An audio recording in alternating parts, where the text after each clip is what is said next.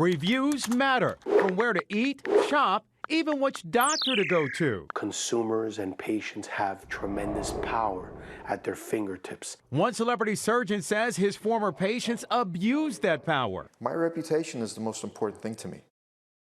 Well, he took steps to prevent people from leaving any negative reviews at all. And tonight, NBC6 investigator Dan Krauss shares his patients' cautionary tales and the ways you can leave a review without facing repercussions.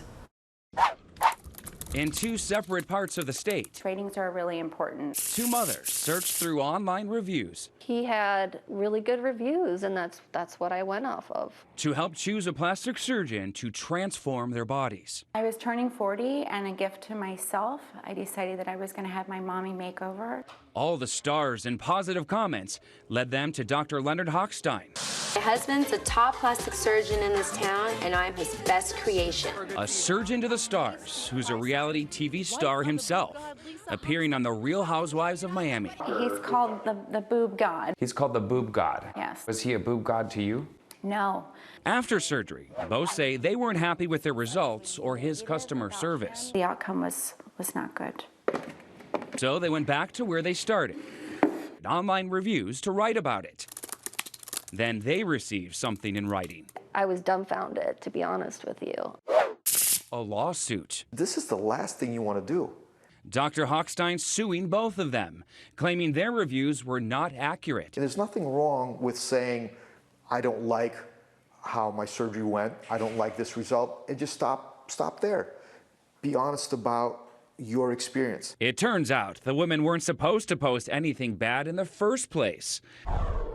They signed this before having surgery, a non-disparagement agreement, promising not to post any negative reviews or face a $25,000 fine. If patients were signing an agreement agreeing to not post anything negative, how does anyone know they're actually getting the truth? Oh, but it didn't stop anyone, did it? Why wasn't it a red flag? Why did you put your name on the document? I put my name on the document because I thought it was standard for all plastic surgeons. It's not. The chair of Florida's Board of Medicine says he's never heard of a doctor using it before. I can see why a doctor might want to do that, especially if they've had a lot of negative reviews, but I haven't heard of that happening. But the FTC says it is happening across the country, even though there's a federal law prohibiting agreements like this. They're using these as gag clauses to keep people from learning negative information about the company. Congress passed the law making it illegal to prevent someone from giving an honest review or punishing them for it. That was back in 2016. You're still using it after the feds, passed the bill. Well, when the bill was passed, we weren't aware of it exactly at the time. Once we became aware of it, then we changed the wording. He stopped using the non-disparagement agreement. I never wanted to have this, and I'm glad now that I don't need it. And says he'd sue the patients whether they signed it or not. Now it's up to a judge to decide what's real and what's not. If you can't give a real and honest review, negative or positive,